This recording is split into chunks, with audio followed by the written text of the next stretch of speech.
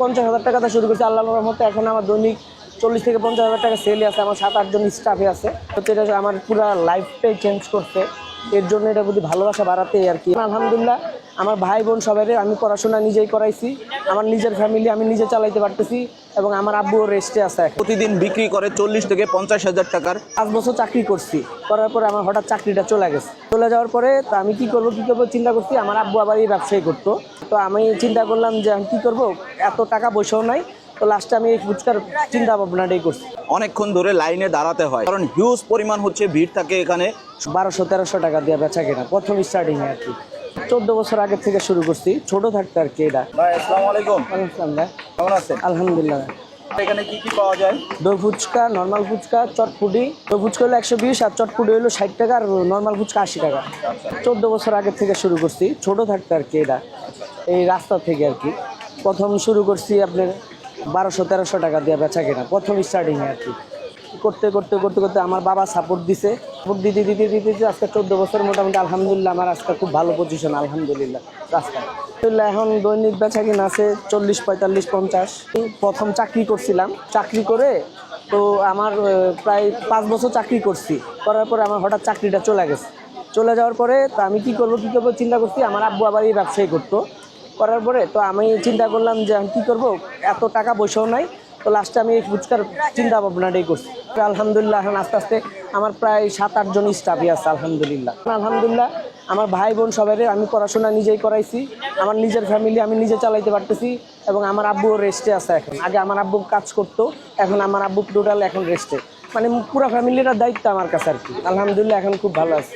ফুচকা প্রায় 40 থেকে 50 কেজি চলে যায় প্রতিদিন। আলু যায়, আলু প্রায় 1 বস্তার মতো যায়। আর এমনি টুকিটাকি কাঁচামরিচ টরিচ এগুলো টুকিটাকি কাঁচামরিচ দৈনিক যায় 4 কেজি থেকে 5 কেজি। আর বোম্বাই মরিচ যায় প্রায় 2 থেকে 300। আস্তে আস্তে আস্তে এটার প্রতি ভালোবাসা বাইরে গেছে, ভালোবাসার থেকে আর কি অবস্থা আর কি। এটার প্রতি একটা টানা হিসাব করছে আর কি, যেহেতু এটা আমার পুরো লাইফটাই চেঞ্জ করতে। এর জন্য এটার প্রতি ভালোবাসা বাড়াতে আর কি অবস্থা আর কি। আস্তে আস্তে আস্তে আস্তে এটার প্রতি কী করা যায়, এটার প্রতি কীভাবে মনোযোগ দিলে মানে কেমনে কী করলে ভালো হবে, এইভাবে আর কি। ভালো লেগেছে, যার কারণে আসি, মাঝে মাঝে আসি, খাই, ভালো লাগে আসলে। 10-এর মধ্যে কত দিবেন? ওদের যে লেটের কারণে 10-এর মধ্যে 6 দেওয়া যায়। খাবারের মান ঠিক আছে, কিন্তু ওদের লেটটা অনেক বেশি হয়। খাবার ঠিক আছে, বাট ওদের আর কি প্রসেসিংটা করতে অনেক লেট। ওদের সার্ভিসটা আরো বাড়ানো উচিত আমাদের চিন্তা করে, কারণ আমরা এই যে আধা ঘন্টার উপরে বসে আছি, এখনো পর্যন্ত মনে করেন খাবার পাইলাম মাত্র। আমাদের সামনে আমাদের পরে যারা আসছে অনেকের দিয়ে দিছে, ওই যে কে কোন জায়গায় বসে আছে ওটা দেখার মতো সময় ওরা পাচ্ছে না, ব্যস্ততার কারণে হয়তো। এটা আসলে অ্যাকচুয়ালি ওদেরও হয়তো বা দোষ না, আমাদেরও তো আসলে সময় স্বল্পতার ব্যাপার আছে। আসলে উঠায় আবার এটা আবার বসি, এখানে এরকম হয়, প্রবলেম ফেস করি আমরা। তো দেখা যায় কি রাস্তার উপরে বসি আমরা, কিন্তু অবৈধ জায়গায় বসছি, আমরা কিন্তু অবৈধভাবে ব্যবসা করতেছি। তাও আল্লাহর রহমতে আমাদের সরকারের সহযোগিতা করতেছে যতটুকু। আবার উচ্ছেদ আসলে উচ্ছেদে আমরা আবার চলে যাই, কিন্তু আমরা তো এখানে দেখা যায় এখানে বসার নিয়ম নাই, তাও আমরা বসতেছি। সরকার আমাদের সহযোগিতা করতেছে, কিন্তু আমরা বেশি গ্যাদারিং করলে তখন আমাদের দেখা উঠায় দেয়।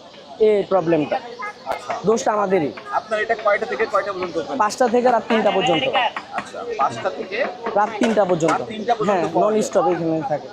এটা লোকেশন যদি সুন্দর করে বলেন। লোকেশনটা হলো গুলশান 2 ল্যাভেন্ডারের সাথে বার্গার কিং এর সামনে।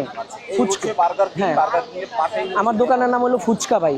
আমাদের দোকানটা সবচেয়ে পুরাতন তো, আর মোটামুটি জানি না কেন আসে কাস্টমার, ওনাদের ভালো লাগাটা তো ওনার কাছে। এখন আমি তো আর এটা বলতে পারবো না কেন আসে, আরও তো দোকান আছে এরকম, এটা তো আমি বলতে পারবো না। অল্প পুঁজিতে যদি ব্যবসা করতে চায়, যদি সৎ মনে থাকে তাহলে সে করতে পারবে।